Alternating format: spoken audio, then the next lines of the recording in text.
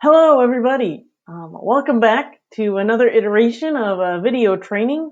I'm still Molly. You are still hopefully a board member, community member, committee member of a resident-owned manufactured housing community here in New York State. Here to learn today a little bit about your governing documents. So I can almost hear you groaning from here. This is probably not the video you thought you would be getting into. But I promise you, this is going to be a quick and painless way to help you reframe your thinking about your governing documents, and I hope see them as a tool rather than as a hindrance or something that unnecessarily complicates things.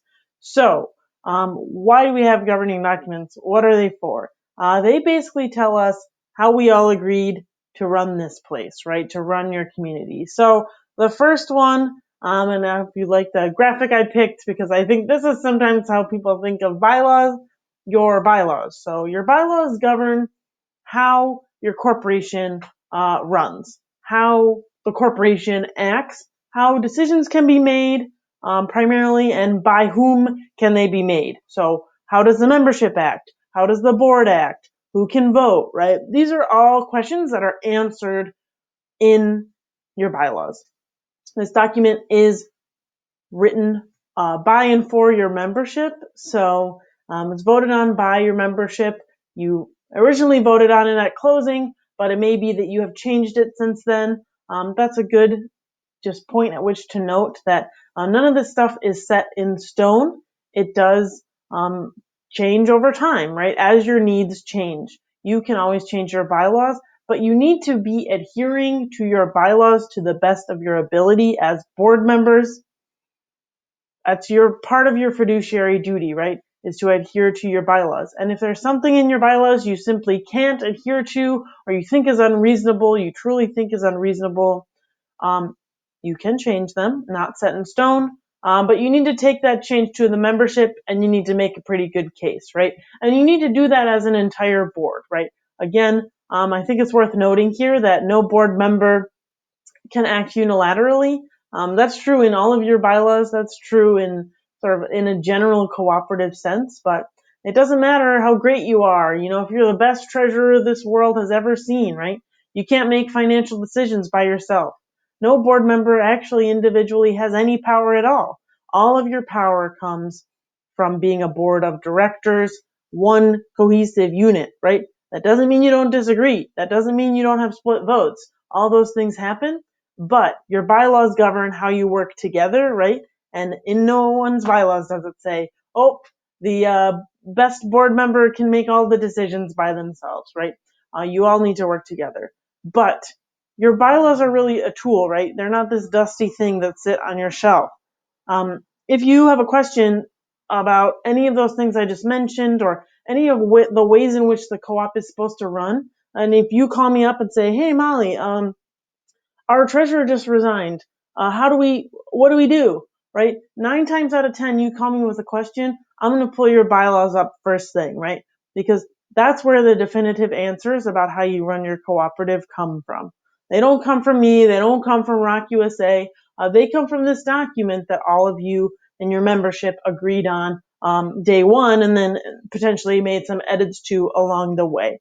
So your bylaws and really all your governing documents just make it so that you don't have to reinvent the wheel every time, right? You're not flying by the seat of your pants being like, oh my gosh, our treasurer resigned. Well, what the heck do we do? How do we move forward, right? The answers are in your bylaws. And so in that way, I really do want you to think of it as a tool, not as some type of cumbersome dust gathering document, but as a tool to help you do your best work and hold you and your rest of your board accountable to that document, right? That's your co-op Bible, so to speak. That's the document that should be telling you everything that you need to know about how to act. So if your bylaws govern how your corporation acts, your community rules are going to be governing how the individuals within your corporation, which is to say your members, your residents, how they act, right? And again, same deal though. Voted on at purchase by the entire membership. Any edits also have to be voted on by the membership. And I put this referee picture here because I think it's funny, but also because I think that I think of the board as the referee, right? So the community rules are the same for everyone, but the board is really responsible and potentially empowers management to be responsible for making sure that everybody follows the rules, right? And without that enforcement, the community rules really do start to mean less and less. And I really encourage you to, as board members, if you are a board member watching this video, to adhere to the community rules and hold the rest of the board to that standard as well. Things can really start to go downhill if folks see board members not adhering to community rules. In fact, it can disqualify you from running for the board. So this is serious business. And your community rules you've set forth to say this is the type of community we want to live in, right? So why wouldn't you want to uphold those things? And again, if those things change, you think some things are unreasonable, it's changeable by a membership vote. So I heard another groan as we go into talking about policies and procedures. But here's the reason I love policies and procedures. They enable it so that you do not have to make the decision as a board every single time an issue comes up. You can make more overarching decisions in the form of policies and procedures that can expedite your process as a board, help you be efficient and effective, give your management really good guidance on how you expect them to act on your behalf, right? All these things. So let's take community rules, for example.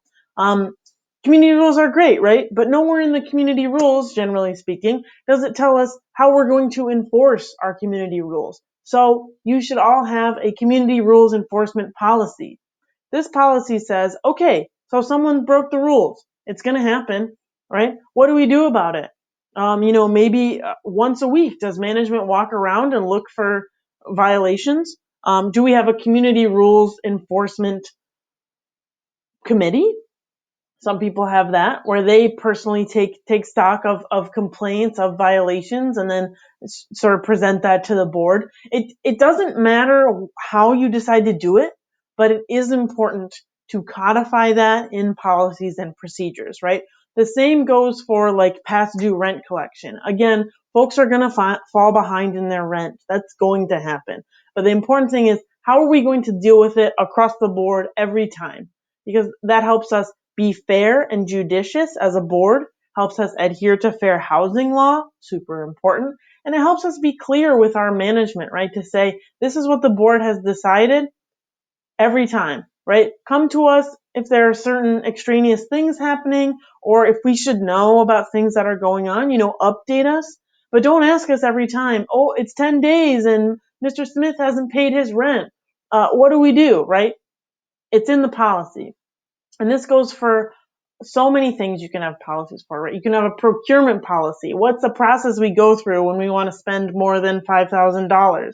And really think about not just the board member you are and the board that you sit on right now, but what checks and balances would I like to have in place in the future for a board that's not me, for a board I don't even know, right? What's important to me to have in place to ensure that things keep ticking along as they should, okay? And policies and procedures, again, are really a tool to help you be efficient and effective with your time on the board and help empower your management in a way that they know what to do. There's no confusion, and they know when to come to you and when to just carry out your directives in the form of policies and procedures. So I can't get enough of them. I recommend policies and procedures all the time. Please reach out to me. I'm happy to help you look through a list of policies. We have a ton of templates. You do not have to start from scratch. A board policy is great. How do we act on the board? What's required of us, right? What's okay? What's not okay? It's just laying it all out there so we all know. It's not some mysterious thing that we have to guess at, right? We're all on the same page. That's another great function of policies and procedures. So I'm a big policies and procedures nerd. Ask me anytime to help you. I would be over the moon. And then one last thing I just trickled in here, a little bit out of left field. It's not a policy, procedure, or governing document really at all. But I think it is a function of adhering to your governing documents to the best of your ability, which is transparency and communication. So in order to have a good relationship with your membership, you need to be transparent and communicative with them, right? They need to feel like they understand what's happening. It's not all like this like smoke and mirrors behind closed doors kind of a thing. And on the same token, your governing documents require, for example, that you have open meetings, open to the membership, that you provide minutes should they be requested, or maybe even that you provide them automatically. They require that you have financial records available to members who might want to view them, right? All of this is saying, how are we going to be transparent and communicative with our membership? And I can't recommend enough.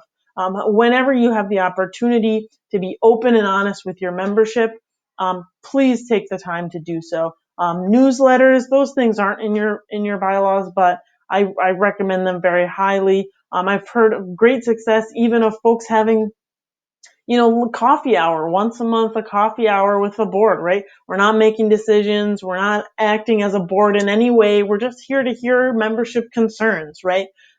So thinking about how you can draw folks in and how you can help them feel like this board is working in my best interest, right? I elected them, I empowered them, and they are acting in my best interest. And I know this because I can see how they act, and I can see that they're adhering to the governing documents. So thank you so much for your time today. I will get off my soapbox about governing documents, but I hope I have convinced you that these things are not just sitting in some binder on a dusty shelf, right? They are here to help you. They are here to help you stand on the shoulders of board members before you, and really stand on the shoulders of the membership who has empowered you to do this job. And you don't have to make a new decision every time, right? Oftentimes, more often than not, the decision has already been made. It's in some document, and you can act on that decision. Or if you think I'd make a different decision now, you can convene the board and talk about that. But you're not alone. You're standing on the shoulders of giants, and that is a direct result of these governing documents. So I'm happy to talk governing documents with you at any time. Please reach out to me. So pleased to have some of your time today, and have a great day.